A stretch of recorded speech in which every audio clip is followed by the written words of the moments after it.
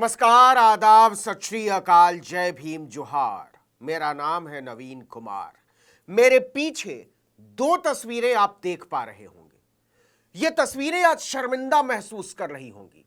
राहुल गांधी के साथ जो महिला नजर आ रही है वो शहीद रोहित वेमुला की मां राधिका वेमुला है। वो राहुल की भारत जोड़ो यात्रा के दौरान 1 नवंबर 2022 को शामिल हुई थी हैदराबाद में। उन दिनों तेलंगाना में चंद्रशेखर राव की सरकार थी और राहुल जोर शोर से रोहित वेमुला को न्याय दिलाने की बातें किया करते थे। खुद राहुल गांधी ने इन तस्वीरों को ट्वीट करते हुए लिखा था कि रोहित वेमुला सामाजिक भेदभाव और अन्याय के विरुद्ध मेरे संघर्ष का प्रतीक है और रहेगा। रोहित की माताजी से मिलकर यात्रा के लक्ष्य की ओर बढ़ रहे कदमों को नया साहस और मन को नई शक्ति मिली। लेकिन रोहित वेमुला की मां नहीं जानती रही होंगी कि रोहित वेमुला के साथ न्याय पर सबसे बड़ी ठगी कांग्रेस पार्टी की सरकार और पुलिस करेगी। सच यह है कि आज कांग्रेस की सरकार ने रोहित वेमुला की मौत के 8 साल बाद उन्हें फिर से मार डाला है। हैदराबाद यूनिवर्सिटी के छात्र रोहित वेमुला की मौत के पूरे 8 साल बाद हैदराबाद पुलिस ने क्लोजर रिपोर्ट फाइल कर दी। इसमें कहा गया है कि रोहित दलित था ही नहीं और उसने अपने फर्जीवाड़े के डर से खुदकुशी कर ली थी। यह क्लोजर रिपोर्ट अपने आप में रोहित वेमुला के पूरे संघर्ष की एक ऐसी तौहीन है जिसे न मंजूर किया जा सकता है और न ही बर्दाश्त, क्योंकि कांग्रेस सरकार की जांच एजेंसी ने रोहित वेमुला की मौत के लिए उनकी मां राधिका वेमुला पर ही गंभीर आरोप लगा डाले हैं। राहुल गांधी कहते हैं कि संघ इस देश के लिए खतरनाक है, लेकिन हकीकत यह है कि कांग्रेस के भीतर ही एक बहुत बड़ा संघ है और कांग्रेस के भीतर के संघ ने रोहित वेमुला के हत्यारों को साफ बचा लिया और सिर्फ बचाया ही नहीं, रोहित वेमुला को एक बार फिर से मारा, पहले से कहीं अधिक निर्दयता से, पहले से कहीं अधिक क्रूरता से। सॉरी रोहित वेमुला, पहली बार तुम्हें संघी सोच ने मारा था और इस बार कांग्रेसी सोच ने। दोनों के बीच का अंतर अपने आप में एक बहुत बड़ा रहस्य है। संघियों को बचाने के लिए तेलंगाना पुलिस की क्लोजर रिपोर्ट में जो लिखा है उसने कांग्रेस के न्याय अभियान पर कालिख पोत डाली है। हैरानी की बात यह है कि कोर्ट में मामले की जांच कर रही साइबराबाद पुलिस ने इतने चुपके से क्लोजर रिपोर्ट फाइल की कि मीडिया को भनक तक न लगी, लेकिन ऐसा हो नहीं पाया। पुलिस ने हैदराबाद की अदालत में केस बंद करते हुए रिपोर्ट में लिखा कि सर्वोत्तम प्रयासों के बावजूद यह स्थापित करने के लिए कोई सबूत नहीं मिल सका कि मृतक को आत्महत्या के लिए प्रेरित किया गया, उकसाया गया। इसके साथ ही कांग्रेस सरकार ने सारे संघी आरोपियों को बेदाग बचा लिया। पुलिस की क्लोजर रिपोर्ट में भाजपा के पूर्व सिकंदराबाद सांसद और वर्तमान में हरियाणा के गवर्नर बंडारू दत्तात्रेय, विधान परिषद के सदस्य एन रामचंद्र राव, पूर्व कुलपति अप्पा राव, एबीवीपी के कई नेताओं सहित कई प्रमुख राजनीतिक हस्तियों को क्लीन चिट दे दी गई, जबकि उनके खिलाफ आरोप गंभीर थे। लेकिन जो तोड़ देने वाला है वो ये कि पुलिस ने केवल संघियों को क्लीन चिट नहीं दी है, बल्कि शहीद रोहित वेमुला के पूरे वजूद पर कालिख पोतने की एक नापाक कोशिश की है। पुलिस ने रिपोर्ट में लिखा कि रोहित वेमुला अपनी मौत के लिए खुद जिम्मेदार था। क्लोजर रिपोर्ट में लिखा है कि रोहित वेमुला खुद को अनुसूचित जाति वर्ग से बताते थे, लेकिन वो दलित नहीं था। क्लोजर रिपोर्ट में आगे लिखा है कि रोहित को खुद भी पता था कि वह अनुसूचित जाति यानी दलित नहीं है और उसकी मां ने उससे एससी का फर्जी प्रमाण पत्र बनवा कर दिया था। यह निरंतर भय में से एक हो सकता है, क्योंकि इसके उजागर होने के परिणाम स्वरूप उनके शैक्षणिक उपाधियां वापस ली जा सकती थी जो उसने वर्षों में अर्जित की थी। इतना ही नहीं, उसे कानूनी पचड़ों और मुकदमों का सामना करने के लिए मजबूर होना पड़ सकता था। रोहित को ऐसे कई मुद्दे परेशान कर रहे थे जिसके कारण वो आत्महत्या कर सकता था।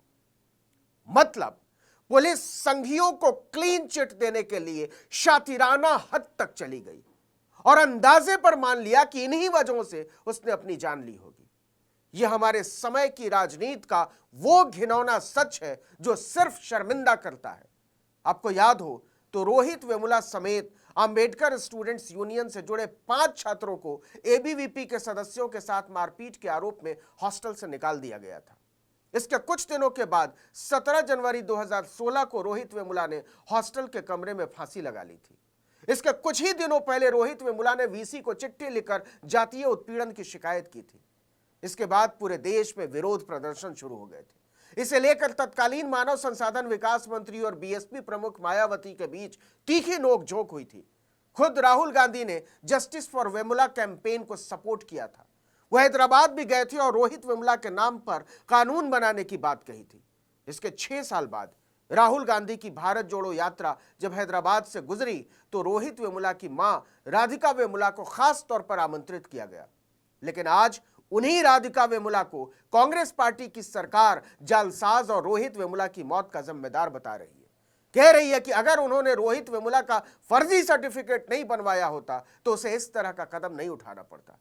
कांग्रेस की सरकार ने रोहित वेमुला की मां को इस हालत में पहुंचा दिया है कि आज उन्हें उसके क्लोजर रिपोर्ट को चुनौती देने के बारे में सोचना पड़ रहा है। उन्होंने बताया कि मैंने हमेशा कहा है हम एससी माला समुदाय से हैं और हमारा पालन पोषण एक ओबीसी परिवार में हुआ है।